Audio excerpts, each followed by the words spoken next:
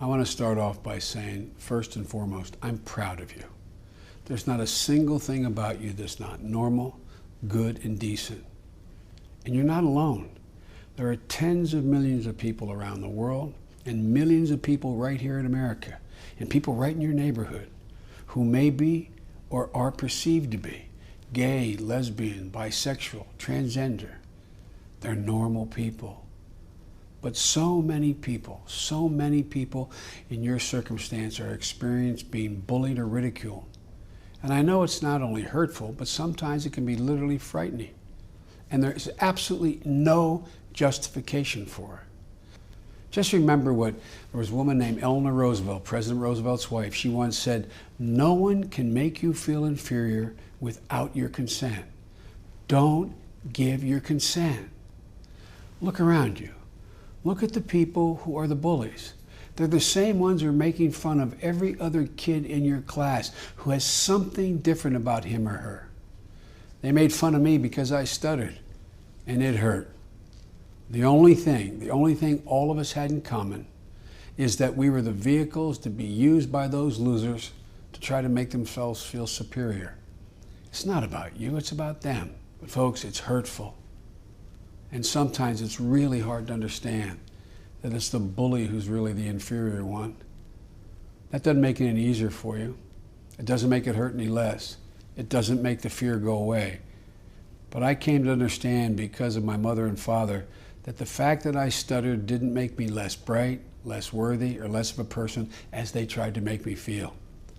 It was the people who were making fun of me who were less worthy, less bright.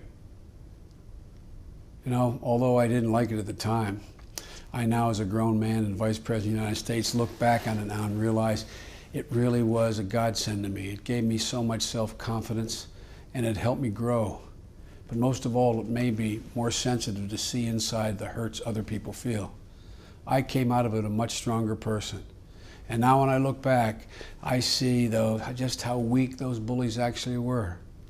One day, not long from now, you're going to look back on this time in your life, and you'll be incredibly proud that you were able to get through it too.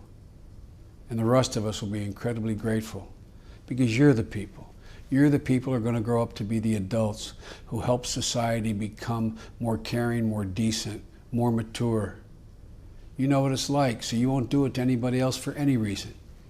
You'll have the experience. You can empathize. You can use that to change attitudes and to change perceptions, to literally change the world. And right now, I know for many of you young folks, each day can be a struggle. I know for LGBT youth, it can be especially hard. And on some days, it seems almost unbearable. But when you feel that way, think about what I'm saying to you. You have nothing to be ashamed of. You have every reason to be proud. Don't let them take your self-worth away. Things do get better. You might not be able to see it right now, but it's there and it's waiting for you. I absolutely promise you that.